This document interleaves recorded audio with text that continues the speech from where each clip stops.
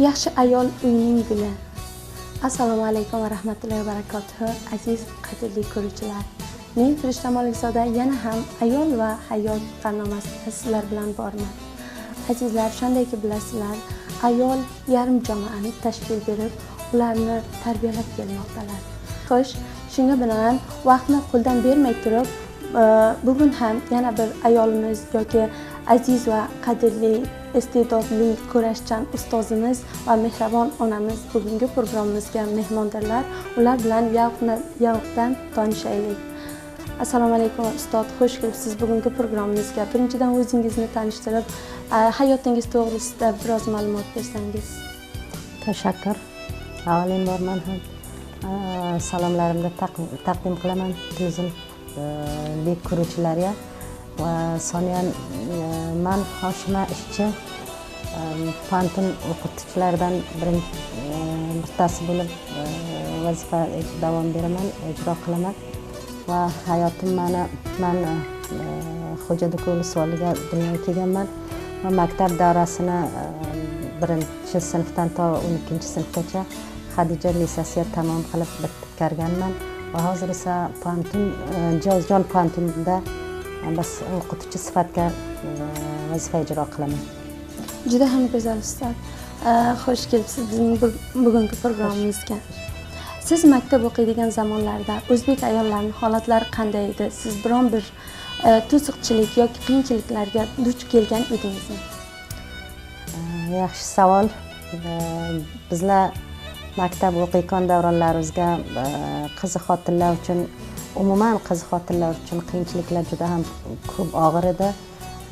Vaqtlarga xotinlar aslan uydan chiqib tashqariga vazifa qilishga xeyli ham mamnuniyatlar ko'p edi. Hozirga qaraganda u vaqtlarga qiyinchiliklar juda ham ko'p edi. Xususan o'zbek millatlarining xotin-qizlariga juda ham qiyinchiliklar ko'p edi. Va u zamonlar, paytlarga bizlar maktab o'qiyotgan davronlarimizga o'zbek millatining o'zi ham qiyinchiliklar ko'p edi. Masalan, bizlar o'zbek bo'lganimiz uchun birinchi bor Xadija liseyga men kelganimda xeyli qiyinchiliklarga qolgan edim. Chunki fors tilini bilmas edim. Xo'jado'ko'l solidan kelganim uchun xeyli qiyinchiliklarga qolgan edim. Hatto hech kim vaqt jur'at qilmaydilar ki o'zbek tiliga gapirsalar va bizlar ham xususan men o'zim ham shunday fikr qildim, shoyad o'zbek tili albatta biron aybli bir narsa bo'lsa kerak. Hech kim gapirardi istamaydi, maydonga chiqqan har kim bo'lsa ko'rardim, ham sinflarim hammalari o'zlarini tojik deyar edilar, pashtun deyar edilar. Uning uchun men o'zimga o'zim shunday kamlik ehsos qilar edim. Nima uchun bizlar o'zbek bo'ldik ekanmiz? Qo'shqa bo'lmaganimda edi, qiyinchiliklarimni hal qila olmaydim. Hech kimdan so'rarga nima topmaydim. Ham sinf yo ham roz yo ham do'st topmas edimki bir kalimaga qiynalgan bo'lsam shuni topishga xeyli qiynalar edim u zamonlar. Ammo hozir esa shukr Xudovand nimasi bilan rahmati bilan o'zbek tili avvalambor qonun asosida tasvib bo'ldi, 3-til bo'lib, undan keyin alhamdulillah o'zbek tili ham dunyo yuziga yo Afg'oniston yuziga 3-til bo'lib rasmiyatga tanilgani uchun shukr alhamdulillah hech qiyinchilik hozirga ko'rmayman. Ko'p yaxshi bo'ldi. Ko'p yaxshi. Sizni tahsil ko'rishga kimlar tashviq qilganlar?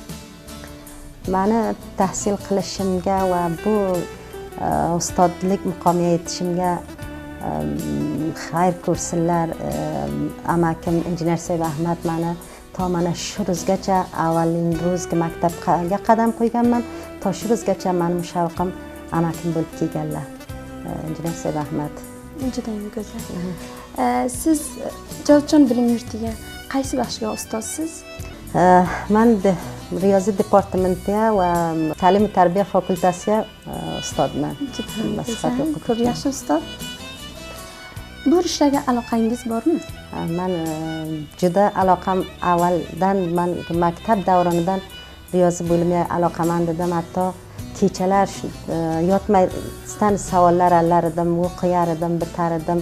Toki o'zimda yetishtirsam, u bizlar tahsil qilayotgan paytimizda hech kurs bo'lmagan edi. Faqat bizlar ustoddan olar edik darsda uyga kelar edim, uyga o'zim o'qiyar edim, ko'p aloqam bor edi yozim nimasiga va shukr alhamdulillah o'sha aloqam bor ishtamda yetishganman. Hozir men o'sha departamentga ustod sifatida ko'p yaxshi ustodjon. Bir payt oldin aytdingiz-ku, maktabga shu o'zbek tili so'zlamoq uchun ko'p qiyinchilikka yo'liqqan edim, ya'ni ko'p mushkulotlar bor edi degan edingiz. Shunga binoan siz qanday bir qiyinchilikka yo'liqqansiz? O'shandan biron bir xotirangiz bo'lsa ayta olasizmi? Bir xotiram, bir jolib xotiram albatta bir ham azil bo'lsin, ham bir xotiralarimdan yodovarlik qilgan kishi bo'lay. Avvalin bor men Xadija lisasiga kelib o'tganimda ham sinflarim hammalari faqat fors tilga gapirar edilar. Hech kim o'zbek tiliga gapirmas edilar. Men avvalin bor sinfga kirganimda chun darsga ko'p aloqamandligim bor edi. Avvaldan men shu maktabga qadam qo'yganimdan aloqamand edim darsga. O'qisam, bilsam, hammadan ilgari bo'lsam degan nima edim. Ammo forsga mushkulotim ko'p edi. Ustod aytgan gaplarga tushunmay qolar edim. Sinfchor bo'lganingiz bir xotiram, jolib xotiram shuki, sinfchor bo'lganingiz men Xadija lisasiga kelgandim.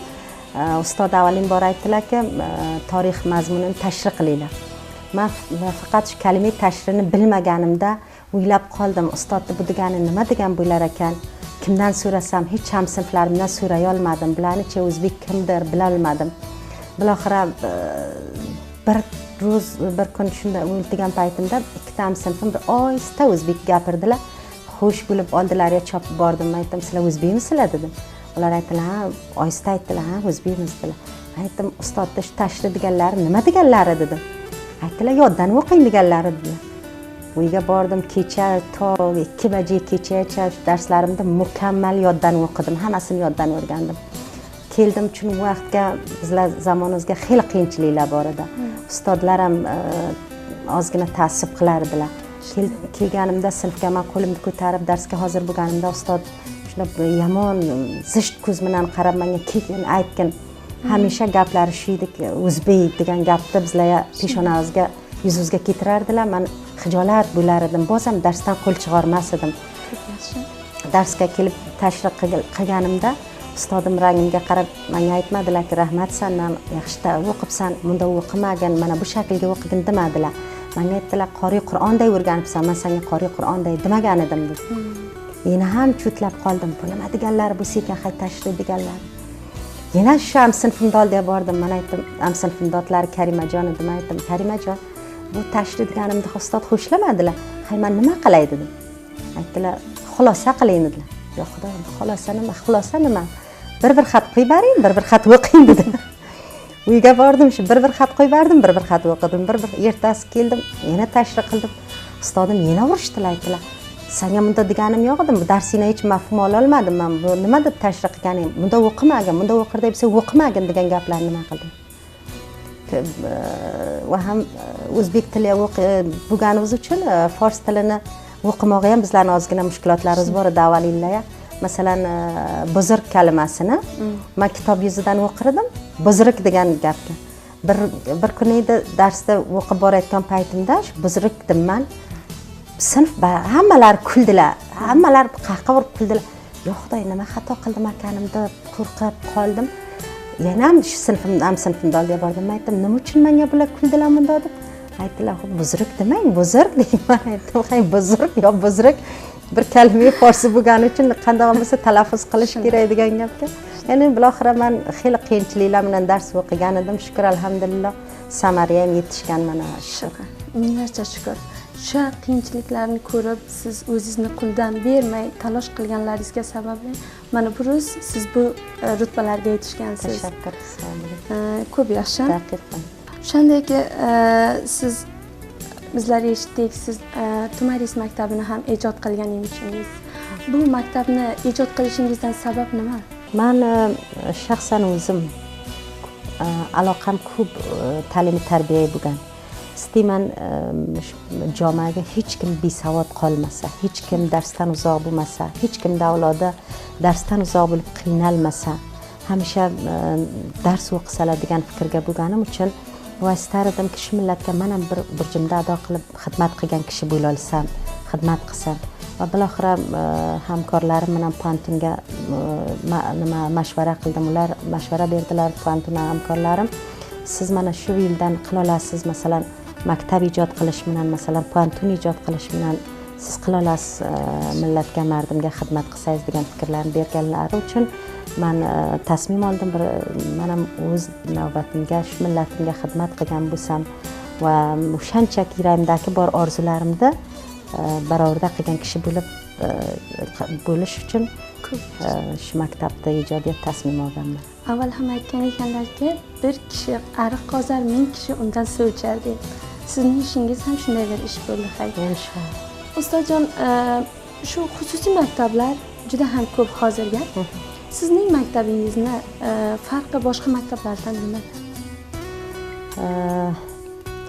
Men tasmim olganimda shu maktab ijod qilishga shunday bir fikrga bo'lgan edimki, boyad hadafim shunday bo'lgan ediki, boyad farqli bir maktab bo'lsa, ya'ni voqean farqli bir maktab bo'lsa degan fikrga bo'lgan edim. Masalan, o'z avlodlarim ham Afg'on turk lisasiga borib bir gazzof pul tavil qilishdan dars o'qiganlari uchun buni bir kishi barobar qila oladilar, bir kishi barobar qila olmaydilar. Uning uchun men aytdim, shu Afg'on turk lisasiga bir badil bo'lgan bir maktabni inshaalloh men qila olsam, agar ijod qilsam, o'sha bir boy avlodi yo bir qudratmand avlodi borib tahsil qilganga boyad bir g'arib avlodi ham kelib tahsil qila olsa. Chun men maktabimda feesi kam bo'lgani uchun inshaalloh 30% royagon shogirdlarim bor uchun o'sha kayfiyatdagi, masalan, Afg'on turk maktabiga mardim ko'rganlar, undan bahra olganlar, o'shanda kishilar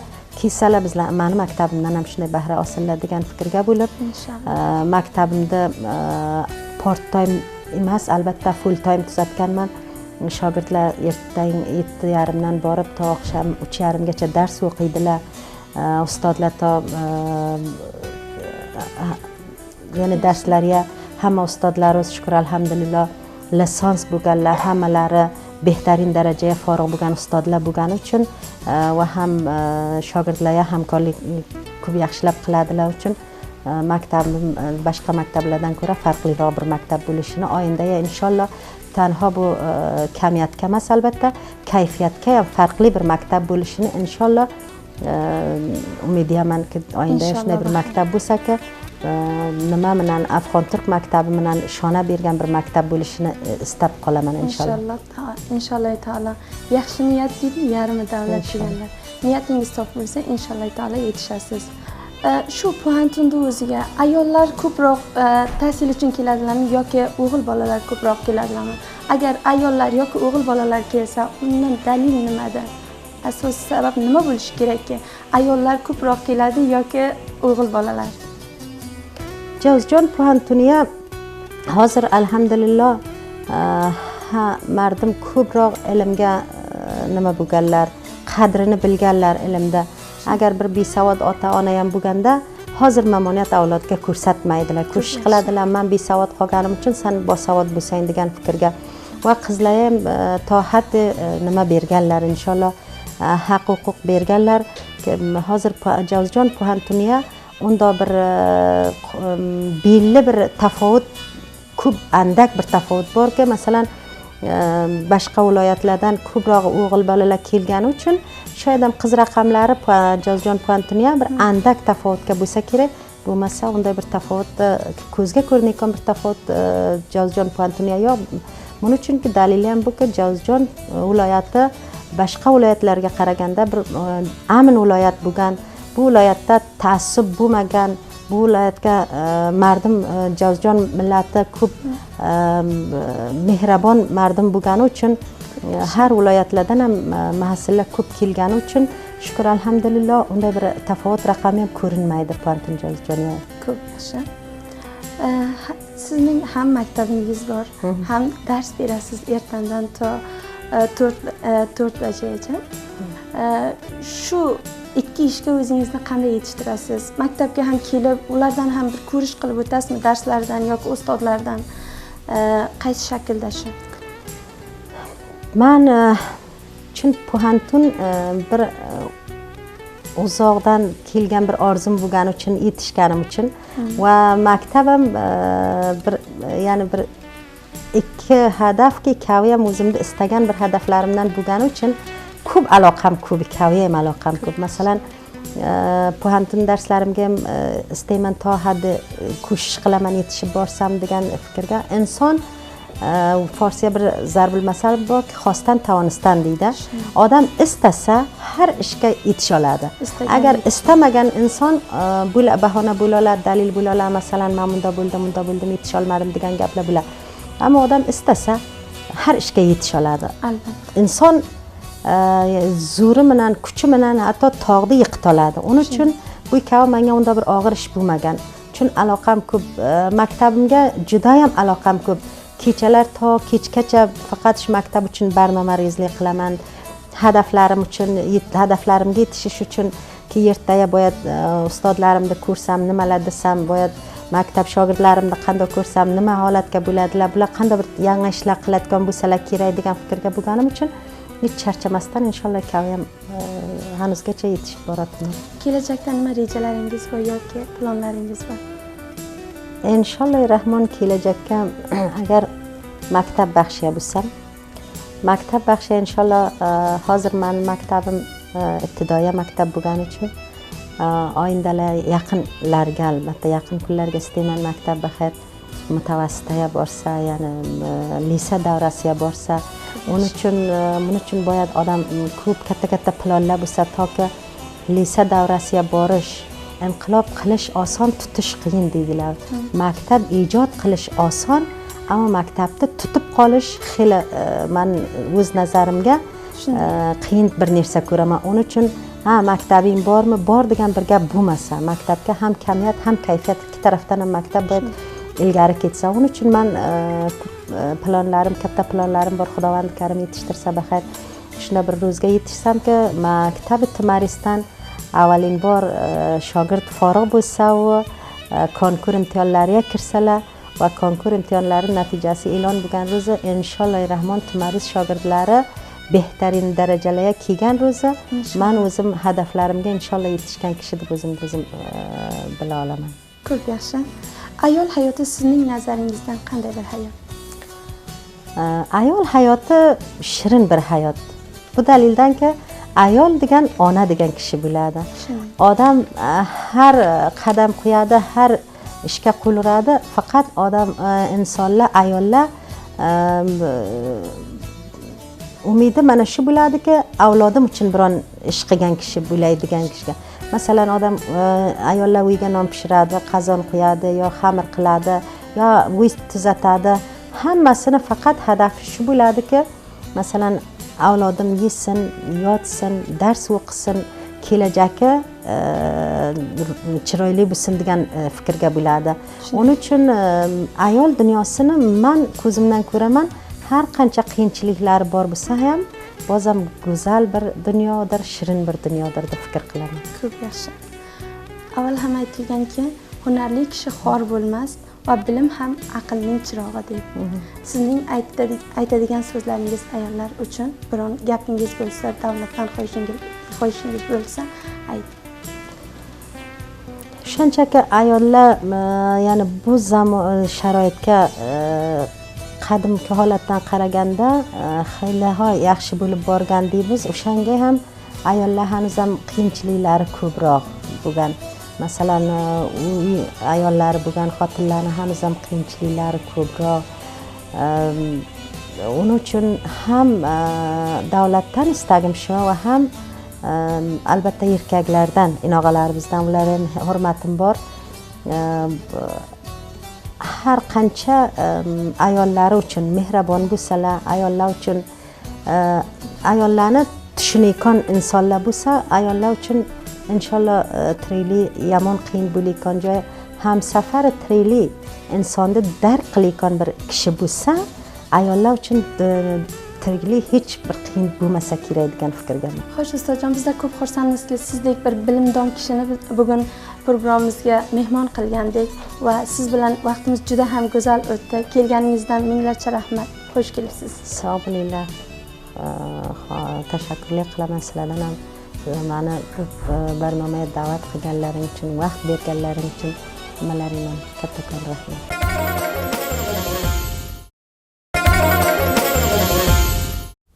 Azizlar, endi esa mobil tarminbozdan shu ayollar bir tarmingoh telefonlar uchun ochgan, o'shani ular qanday, qaysi shaklga tuzatganlar va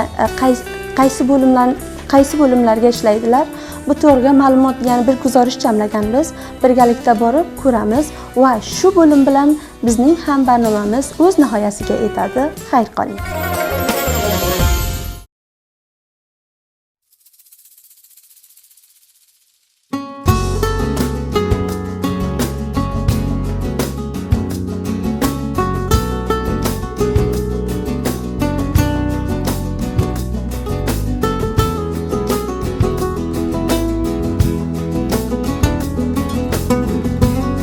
به نام خدا، والنتینا هستم، یک تن از شاگردان بخش حرفه ترمیم موبایل و مدت 9 میشه که ما در این پروژه حرفه موبایل شنیدیم و مدت 9 میشه ما در اینجا ثبت نام کردیم و در جریان آموختن همین بخش حرفه موبایل هستیم. ما سابق بود از موبایل استفاده میکردیم اما نمیفهمیدیم که موبایل چگونه است و یا چی تجهیزاتی دارد، چه رقم باز میشه، چه رقم بسته میشه و همچنان در طبقه اوناست که هستن بیشتر موبایلشان خراب شوه مواجه میشن با نفر مثلا در دکان ببره و به مردا بته یکم استرس دارن که شاید داخلش تصویر ما باشه یا شاید یک چیز دیگه ما باشه. از خاطر به طبقه اوناست یک فرصت بیخی خوب بود که از دفتر اکتیو تشکر میکنیم که به ما این فرصت مهیا ساختن که ما بتونیم این بخش آموزش دیده و مستر خدمت به مردم ما شویم و از طریق از ما میتونیم یک چیز عاید هم به خود پیدا کنیم و وقتی که ما این بخش یاد گرفتیم میتونیم به طبقه اوناست به دختر خانمایی که نمیخواین موبایلشون به طبقه ذکور بتن بخاطر جور کنشون میتونن که آزادانه بسیار با خیال راحت بیارن به دسترس ما قرار بتن و ما به مشکلشون رسیدگی کرده بتونیم.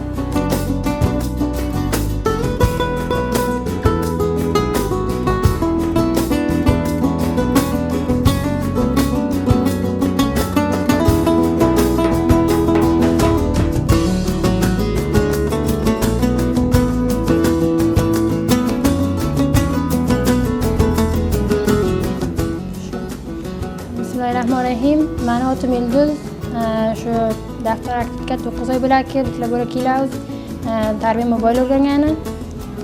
خب اول خو همساله رو بزدن خبر آلدی دیگه خیلی کلیپ شو ارفاع شل بکن شو ده کلی و شو گویی دفتر اکتیکت ارفاع تربیه موبایل اولین بار که شو خاطر قزلر شو کیلادن تربیه موبایل رو گنگان دیگه مدت تو قضای بلا که بزلا شو کیلاوز و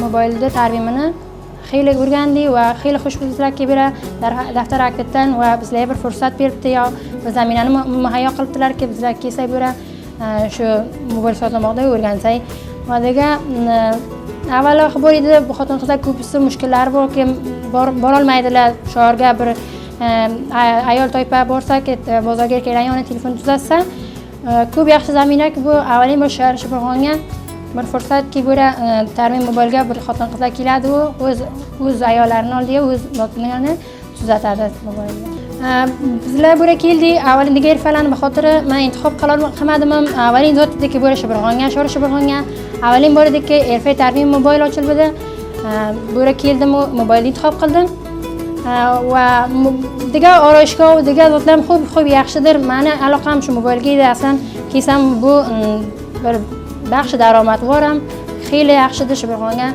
موبایل ارگانزایی اگه آینده اگه برد خلاص هم خلصم دخالی من بر دوکای شارگاشتم و دیگه هر قنچه عیالم که بستن خاطر قزلر بزلده موبایل را بزلد دیگه قلد ارکیلانیان بارال میدله و کیسن لا خواهش قلب بس بر دکان آل سعی بر نیچه نفر بزلر دکان تسعی و ترمیم موبایل ساز سعی دیگه